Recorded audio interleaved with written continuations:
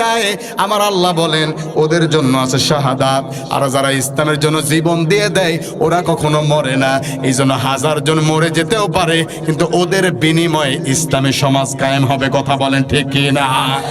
কিসের ভয়? কোনো হতাশা নাই। ওরা আমাদের একজন আল্লামাকে নিয়ে নিয়েছে, আল্লাহ হাজার হাজার লক্ষ লক্ষ আল্লামা শ্রোতা ভক্ত বাড়িয়ে দেবে। কথা বলেন ঠিক কিনা?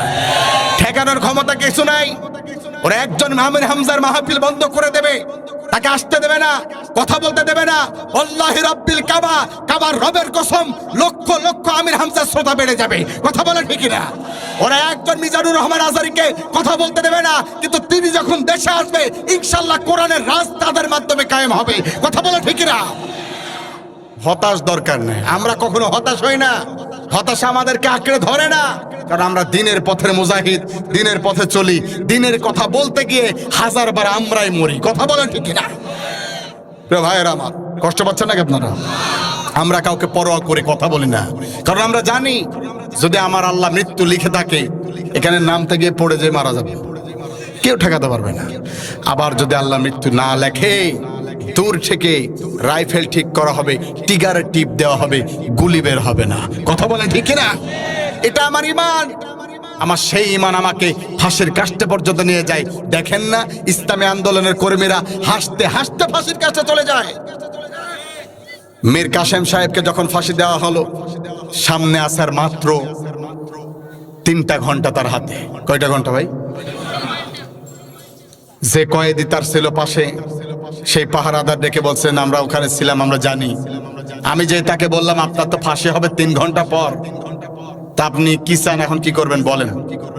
আল্লাহর গোলাম ডেকে বলছেন আমাকে 2 ঘন্টা ঘুমানোর সুযোগ দাও। সুবহানাল্লাহ বলবেন না? বুঝেন না তো বলবেন কি?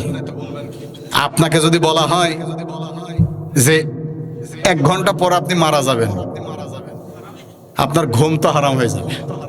কথা বলেন না কেন? অথচ ওই আল্লাহর গোলামকে বলা হচ্ছে 3 ঘন্টা পর আপনাকে ফাঁসি দেওয়া হবে। সে আবার ডেকে বলছেন ফাঁসি দেওয়া হোক, সমস্যা নয়, আমি 2 ঘন্টা ঘুমাতে চাই। আল্লাহু আকবার। এরপরে তিনি সুন্দর করে গোসল করলেন, ফ্রেশ হলেন, 2 রাকাত নামাজ পড়লেন। নামাজের গুরুত্ব আমরা দেই না, অথচ এই আল্লাহর কর্মীরা ফাঁসি কাস্টে যাওয়ার আগেও নামাজ পড়ে। কথা বলেন না কেন আপনারা?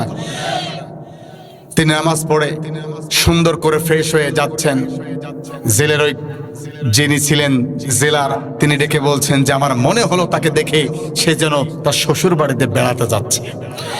আমরা বলি শ্বশুর বাড়ি না, শ্বশুর বাড়ি গেলেও তো একটু কমতি থেকে যায়। আমরা তো সেই রবের কাছে যেতে চাই, যে রব আমাদেরকে পৃথিবীতে পাঠিয়েছে, ওই রবের কাছে আমরা যেতে চাই। নোংরা হয়ে যেতে চাই না, আমাদের সর্বোচ্চ শক্তি দিয়ে, সবটুকু আশা দিয়ে, ভালোবাসা নিয়ে সুন্দর পোশাকেই যেতে চাই। কথা বলেন ঠিক না? আল্লাহর গোলাম গেলেন, বলা হলো তাকে কি রশিটা দেওয়া হয়েছিল? কয় যে না, তিনি নিজেই রশিটা নিয়ে গলায় পড়েছেন। আমাদেরকে ভয় দেখিয়ে লাভ কি? আমরা তো সেই ইব্রাহিমের সন্তান, আমরা তো সে খাব বাবার খুবাইবের উত্তরসূরি। 1000 বার আমাদের উপরে জুলুম করে দেখা হয়েছে, আমরা জুলুম সহ্য করেছি, ঈমান ছাড়ি নাই। কথা বলেন ঠিক না? আমাদেরকে ভয় দেখিয়ে লাভ নাই। কতজন বিদায় নিয়েছে, কতজন জিজ্ঞাসা করা হয়েছে শেষ মুহূর্তে আপনি কি চান? এখন আপনাকে ফাঁসি কাস্টে নিয়ে যাওয়া হবে। তিনি বলেছেন 2 রাকাত নামাজ পড়বো আর আমার ছেলের সাথে দেখা করব। ছেলের সাথে দেখা কষ্ট হচ্ছে নাকি আপনাদের? ছেলের সাথে দেখা করতে 2 রাকাত নামাজের পর ছেলের সাথে দেখা হয়েছে। ছেলেকে ডেকে বলছেন বাবা, অনেক দিন ধরে আমি তো আসছি জেলখানায়, আমি তোমার কাছে জানতে চাই আমি শার্ট প্যান্ট পরে ফাঁসি কাস্টে যাব নাকি পায়জামা পাঞ্জাবি পরবো? সুবহানাল্লাহ। ছেলে এবার ডেকে বলছেন আব্বা, সারা জীবন ইসলামী আন্দোলন করলেন, আজকে কেন শার্ট প্যান্ট পরে যেতে হবে? আপনি পরেন পাঞ্জাবি আর রাসূলের সুন্নাহ পায়জামা। সুবহানাল্লাহ বলেন। যুদ্ধের ময়দানে তিনি যখন ওইখানে ফাঁসির কাস্টে গিয়েছেন, ফাঁসির কাস্টে গিয়ে তিনি নিজেই কালেমা আগে পড়ে নিয়েছেন। ফাঁসি কাস্টের ওই পাশ থেকে একজন হুজুর আসলো, আসার পরে ডেকে বলছেন আপনি কালেমা পড়েন। আল্লাহর গোলাম বলছেন আপনি কোন কালেমার কথা বলেন? আপনি যেই কালেমা আজকে আমাকে পড়াতে এসেছেন, এই কালেমার জন্য আপনি বেতন পান, অথচ ওই কালেমা পড়ার কারণে, ওই কালেমার প্রচার করার কারণে আমাকে আজকে ফাঁসি কাস্টে ঝুলতে হচ্ছে। তার তার মানে দুই দাওয়াত কখনো এক হতে পারে না। কথা বলেন ঠিক কিনা? তোমার দাওয়াত আমার দাওয়াত, কষ্ট হচ্ছে ভাই, নেই দাওয়াতে মিল, তোমার কোরআন আমার কোরআন নেই আবার অমিল।